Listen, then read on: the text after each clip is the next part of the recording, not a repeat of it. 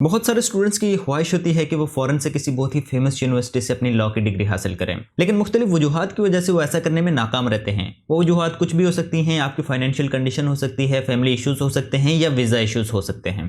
लेकिन आप अपनी ये ख्वाहिश पाकिस्तान में रहते हुए भी पूरी कर सकते हैं, क्योंकि यूनिवर्सिटी ऑफ लंदन अपना इंटरनेशनल प्रोग्राम पाकिस्तान में भी ऑफर करता है। हेलो फ्रेंड्स, मेरा नाम है हम्माद अहमद खान और आप देख रहे हैं the legal forum YouTube channel. जी हाँ, आप पाकिस्तान में रहते हुए भी world famous university of London से इंटरनेशनल डिग्री हासिल कर सकते हैं, वो भी सिर्फ 3 साल में इंटरमीडिएट के बाद। देखिए, बेसिकली यूनिवर्सिटी ऑफ लंदन जो है वो अपना एक प्रोग्राम LLB हॉनर्स का प्रोग्राम ऑफर करता है इंटरनेशनल स्टूडेंट्स के लिए। इंटरनेशनली तकरीबन बहुत सारे मुल्कों में ये प्रोग्राम ऑफर किया जाता है। नंबर 1, आप एज अ प्राइवेट कैंडिडेट कर सकते हैं जो कि रिकमेंडेड नहीं है, और नंबर 2, आप इसे एज अ रेगुलर स्टूडेंट भी कर सकते हैं आप अपने ही मुल्क में रहते हुए। क्योंकि यूनिवर्सिटी ऑफ लंदन इसे इंटरनेशनली ऑफर करता है, तो दुनिया के बहुत सारे ममालिक में यूनिवर्सिटी ऑफ लंदन के डिफरेंट इंस्टीट्यूट्स हैं जो कि रिकग्नाइज्ड हैं यूनिवर्सिटी ऑफ लंदन की तरफ से, और अगर आप उनमें एडमिशन लेते हैं और पढ़ाई करते हैं तो आप as a regular student count किए जाएंगे।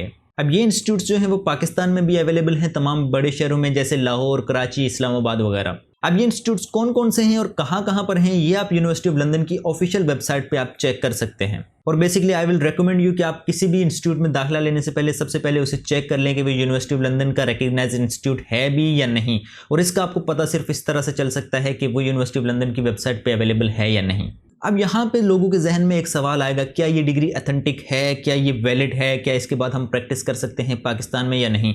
अब इसका जवाब ये है कि ये 100% ऑथेंटिक है और पाकिस्तान में आप ये डिग्री हासिल करने के बाद काम कर सकते हैं। और इवन आजकल तो बहुत सारी बड़ी बड़ी फर्म जो हैं वो डिमांड ही इसी डिग्री की करती हैं। और इस बात को कंफर्म करने के लिए आप पाकिस्तान बार काउंसिल की वेबसाइट पर जाकर वहां पर उन यूनिवर्सिटीज की लिस्ट चेक कर सकते हैं जो कि रिकग्नाइज्ड हों और एक्सेप्टेड हों पाकिस्तान बार काउंसिल की तरफ से, और उन यूनिवर्सिटीज की आपको लिस्ट मिल जाएगी। और आप उस वेबसाइट पर फॉरेन यूनिवर्सिटीज की लिस्ट में जाकर आप यूके वाले सेक्शन में अगर जाएंगे तो वहां पर आप देखेंगे यूनिवर्सिटी ऑफ लंदन भी वहां पर मौजूद है। और इसका ये मतलब हुआ कि पाकिस्तान में ये डिग्री वैलिड है और आप इस डिग्री को हासिल करने के बाद पाकिस्तान के किसी भी जगह पर काम कर सकते हैं एज अ लॉयर। और इस डिग्री की खास बात ये है कि ना सिर्फ पाकिस्तान आप बल्कि पूरी दुनिया ये इंटरनेशनली रिकग्नाइज्ड है। आप दुनिया के किसी भी मुल्क में काम कर सकते हैं, चाहे वो इंडिया हो, नेपाल हो या बांग्लादेश हो, किसी भी मुल्क में अगर आप जाना चाहें आप काम कर सकते हैं। और इवन यूके में भी जाकर आप एज अ लॉयर प्रैक्टिस कर सकते हैं, क्योंकि ये एज अ पाकिस्तानी डिग्री नहीं काउंट होगी, ये एज अ यूके की डिग्री काउंट होगी। यूके क्वालिफाइंग डिग्री है ये।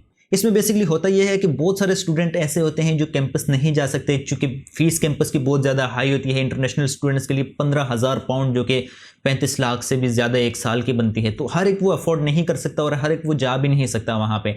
तो इसलिए यूनिवर्सिटी ऑफ लंदन ने जो इंटरनेशनल स्टूडेंट्स हैं उनको ये सहूलत दी है कि वो अपने ही मुल्कों में रहकर पढ़ें वहाँ से। और एग्ज़ाम जो होते हैं वो यूनिवर्सिटी ऑफ लंदन खुद कंडक्ट करता है ब्रिटिश काउंसिल के थ्रू या किसी भी और ऑर्गेनाइजेशन के थ्रू। और डिफरेंट कंट्रीज़ में डिफरेंट है, पाकिस्तान में ब्रिटिश काउंसिल है, उसके थ्रू जैसे A लेवल्स के एग्जाम कंडक्ट किए जाते हैं उसी मॉडल पे ब्रिटिश काउंसिल की तरफ से ये एग्जाम भी कंडक्ट किए जाते हैं। और आपकी जो एग्जाम शीट्स होती हैं वो चेक होने यूनिवर्सिटी ऑफ लंदन जाती हैं और वहाँ से चेक होकर आपकी डिग्री भी वहाँ से ही आती है। अब ये सुनने में तो काफ़ी इंटरेस्टिंग लग रहा है, लेकिन आपके जहन में भी एक सवाल आएगा कि इसकी रिक्वायरमेंट्स क्या हैं। तो बेसिकली देखिए, इसकी डिफरेंट एंट्री रूट्स हैं, इन पे हम बात करेंगे। इसके लिए मैं एक अलग सेपरेट वीडियो बनाऊंगा, क्योंकि उसमें भी थोड़ी सी डिटेल चाहिए, तो इस वीडियो में मैं इतनी डिटेल ऐड नहीं कर सकता। उसके लिए मैं अलग से एक वीडियो लेके आऊँगा इसकी एंट्री रूट्स पे। लेकिन आप बेसिक इसकी रिक्वायरमेंट्स आप यहाँ पे देखें वो ये हैं कि आप सबसे पहले आपके पास इंटरमीडिएट होना चाहिए। एटलीस्ट आप इंटरमीडिएट हो या O लेवल्स हो या A लेवल्स हो। अब आपके पास जो क्वालिफिकेशन है वो डिसाइड करेगी कि आपके लिए कौन सा एंट्री रूट है। तो बेसिक इसकी जो रिक्वायरमेंट है वो ये है कि एटलीस्ट आपके पास इंटरमीडिएट या A लेवल या O लेवल होना चाहिए। बेसिकली ये इंस्टीट्यूट्स की रिक्वायरमेंट होती है, इससे कम इंस्टीट्यूट्स आपको एडमिशन नहीं देते। लेकिन जो यूनिवर्सिटी ऑफ लंदन की तरफ से रिक्वायरमेंट है कि वो ये कहते हैं कि स्टूडेंट इस काबिल होना चाहिए कि वो डेमोन्स्ट्रेट कर सके कि वो इस डिग्री प्रोग्राम को पढ़ सकता है, और उसकी इंग्लिश जो है वो प्रोफिशिएंट होनी चाहिए। इसके लिए शायद वो आपसे IELTS भी मांग सकते हैं 5.5 बैंड, बट आज के दौर में क्योंकि कोरोना वायरस चल रहा है तो ये बहुत सारी जगहों पे एग्जाम्प्ट भी है। और तीसरी और अहम चीज, आपकी उम्र 18 साल से ज्यादा होनी चाहिए। तो अब यहाँ पे एक अहम सवाल, आखिर इसके एक्सपेंसेस कितने हैं। तो बेसिकली मैं आपको ये बता दूं कि ये as compare to Pakistani law ये थोड़ा सा एक्सपेंसिव है, लेकिन ऐसा भी नहीं है कि बहुत ज्यादा एक्सपेंसिव है जैसे कि यूके में जाके आप पढ़ें। पाकिस्तानी लॉ के कंपैरिजन में थोड़ा सा एक्सपेंसिव है। आपको अगर मैं एक राउंड फिगर बता दूं, इसमें थोड़ा सा ऊपर भी हो सकता है, थोड़ा सा नीचे भी हो सकता है, क्योंकि कुछ फीस जो होती है वो यूनिवर्सिटी ऑफ लंदन के पास जाती है और कुछ यहाँ पे इंस्टीट्यूट्स फीस लेते हैं। तो जो यूनिवर्सिटी ऑफ लंदन के पास जाती है वो बेसिकली पाउंड्स में जाती है, तो उसमें पाउंड्स की रेट, करंट रेट पे भी फर्क पड़ता है। लेकिन अगर मैं राउंड फिगर आपको ये बताऊं तो आपका जो 3 साल का एक्सपेंस है वो 19, 20, 21 लाख इस रेंज में, इस राउंड फिगर में आ जाता है।